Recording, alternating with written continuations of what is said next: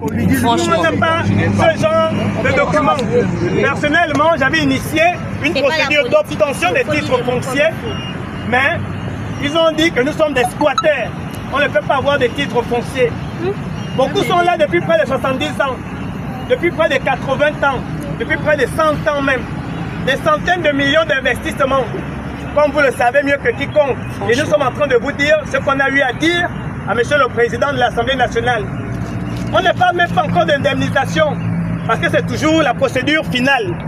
On parle d'abord même d'information, de considération. On n'a jamais été notifié, on n'a jamais été informé.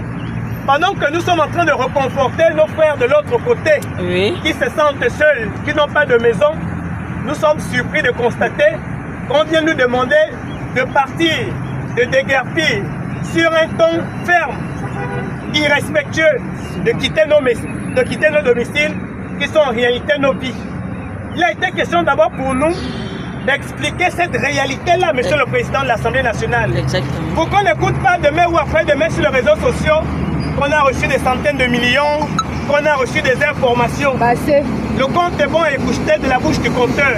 Donc nous-mêmes, nous sommes allés lui dire la vraie information. Exactement. On n'a jamais été dédommagé, on n'a jamais été informé. Nous avons souvenance qu'il y a cela 5 ans, on avait reçu les agents du ministère de l'Habitat et les Chinois pour une évaluation financière.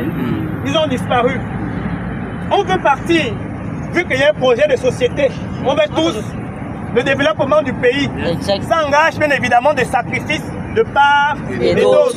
Comme sacrifice, on accepte d'abandonner nos vies. Parce que ce n'est pas que des maisons. Ce sont des histoires. Ce sont des histoires. C'est une terre, la terre même de nos ancêtres. Parce que beaucoup ne vont même pas au village, d'après là, en tant que là. Donc nous avons dit au président, tout d'abord dans une démarche responsable, lui dire qu'on n'a jamais été informé, on n'a jamais été notifié, pire encore, on n'a jamais été dédommagé. L'argument que les gens d'en face, que nos frères gabonais nous servent, c'est que la terre appartient à l'État. C'est ce que la Constitution nous rappelle. Mais la même Constitution que nous avons votée nous rappelle que personne ne peut être dégagé de son domicile sans une indemnisation juste, équitable, avec même un délai raisonnable pour que nous puissions partir. Jusque-là, on n'a rien reçu. Donc, il a fait ce qu'il avait à faire. Il a appelé le directeur général de l'ANUTTC pour qu'on nous reçoive demain à 10 h. Ça, c'est de façon résumée tout ce qu'on a eu à se dire.